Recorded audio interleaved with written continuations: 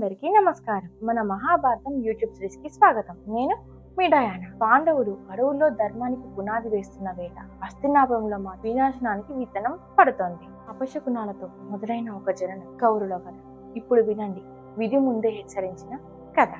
పాండవులు అడవిలో పుట్టి పెరుగుతున్న సమయానికే హస్తినాపురంలో మరో కథ నెమ్మదిగా మొదలైంది. అదే కౌరవుల కథ. హస్తినాపురానికి పెద్దవాడు ధృతరాష్ట్రుడు. కానీ అతడు అంధుడు కావడంతో రాజ్యభారం తమ్ముడు పాండుకు వచ్చింది.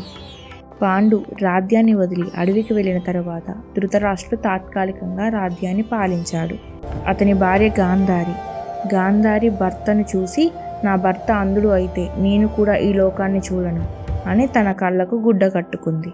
ఈ త్యాగం అందరినీ ఆశ్చర్యపరిచింది. గాంధారి చాలా కాలం గర్భవతి కాలేదు. సంవత్సరాలు గడిచాయి. కానీ ఆమె మనసులో బాధ పెరిగింది. అప్పుడు వ్యాస మహర్షి ఆమెకు ఆశీర్వదించారు. ఆ ఆశీర్వాదంతో గాంధారి గర్భవతి అయింది. అందరూ ఆనందపడ్డారు. కానీ ఆ గర్భం 2 సంవత్సరాలు కొనసాగింది. ఇది సహజం కాదు అని పెద్దలకు అనుమానం మొదలైంది.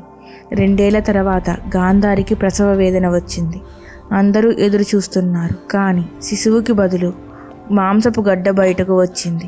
అది చూసి అంతఃపురం మొత్తం వణికిపోయింది. గాంధారి గుండె పగిలిపోయింది. తనకు పుట్టినది ఇలా ఉండడంతో గాంధారి బాధతో కోపంతో ఆ మాంసపు గడ్డను భూమికి కొట్టేసింది. అప్పుడే వ్యాస మహర్షి అక్కడికి వచ్చారు. వ్యాసుడు ప్రశాంతంగా అన్నాడు, గాంధారి, నీకు నేను వరం ఇచ్చాను. నువ్వు తొందరపడి అది నాశనం చేయబోయావు. ఇది నాశనం కాదు, ఇదే నీ పిల్లలకు మూలం. అతను చెప్పాడు. ఆ మాంసపు గడ్డను 100 ముక్కలుగా చేసి ప్రతి ముక్కను నెయ్యితో నిండిన కుండలో పెట్టమన్నాడు. కొంతకాలం తర్వాత ఆ కుండ నుంచి ఒక్కొక్కరుగా పిల్లలు పుట్టారు. అలా 100 మంది కౌరవులు మరియు ఒక కుమార్తె దృశ్యలా జన్మించారు. అందరూ వీళ్లను కౌరవులు అని పిలిచారు. మొదటిగా పుట్టినవాడు దుర్యోధనుడు పుట్టిన క్షణమే హస్తినాపురంలో భయంకరమైన అపశకునాలు మొదలయ్యాయి. ఆకాశం నల్లబడింది. భూమి కనిపించింది. గాలులు బలంగా వీచాయి. కుక్కలు, గాడిదలు, పక్షులు విచిత్రంగా అరవడం మొదలుపెట్టాయి. అగ్నిజ్వాలలు ఉగ్గిపోయాయి. ఇవి చూసి అందరూ భయపడ్డారు. ఋషులు, మునులు వచ్చి ధృతరాష్ట్రుడికి చెప్పారు, ఈ బాలుడు కురువంశానికి పెద్ద వినాశనం తీస్తాడు. కాబట్టి ఈతన్ని త్యాగం చేస్తే వంశం కాపాడబడుతుంది అని. ఆ మాటలు విని ధృతరాష్ట్రుడి మనసు చలించిపోయింది. కానీ అతని మొదటి కుమారుడు కావడంతో తండ్రి ప్రేమ ధర్మాన్ని మించిపోలేదు. అప్పుడు ధృతరాష్ట్రుడు అన్నాడు, ఎలా చంపగలను? నా బిడ్డను ఏం జరిగినా నేను భరిస్తాను. ఆ రోజు విధి దిశ మారిపోయింది. దుర్యోధనుడు చిన్నప్పటి నుంచే విచిత్రంగా ఉండేవాడు. ఇతర పిల్లలను గాయపరచడం, కోపం, అసూయ, అబద్ధం. అతనిలో కరుణ కనిపించేదే కాదు. అతని మిత్రుడు శకుని మాటలు అగ్నిలో నెయ్యిలా పనిచేశాయి. ఇలా కౌరవుల జననంలోనే కురువంశంలో వినాశన విత్తనం పడింది. అపశకునాలు ముందే హెచ్చరించాయి.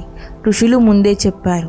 కానీ తండ్రి మోహం, అంధ ప్రేమ అన్నిటినీ దాటిపోయాయి. ఇక నుండి హస్తినాపురంలో శాంతి ఉండదు. ఇదే కౌరవుల జననం కథ. ఇది యుద్ధం కాదు, ఇది యుద్ధానికి మొదటి సూచన. ఇప్పటికే ధర్మం, అధర్మం ఎదురెదురుగా నిలబడ్డాయి. యుద్ధం రావాల్సిందే, కానీ అది ఇంకో కథ. ఈ కథలో నేను నేర్చుకున్నాను. ఋషులు ముందే హెచ్చరించారు, అపశకునాలు ముందే సూచించాయి. కానీ తండ్రి ప్రేమ విధిని ఆపలేకపోయింది. ఈ కథలో మీకేమర్థమైందో కామెంట్లో చెప్పండి. మరి ఈ కథ మీకు నచ్చితే లైక్ చేయండి, షేర్ చేయండి. మరి నెక్స్ట్ పార్ట్ కోసం ఛానల్ని సబ్స్క్రైబ్ చేయండి. మళ్ళీ కలుద్దాం. జై శ్రీకృష్ణ.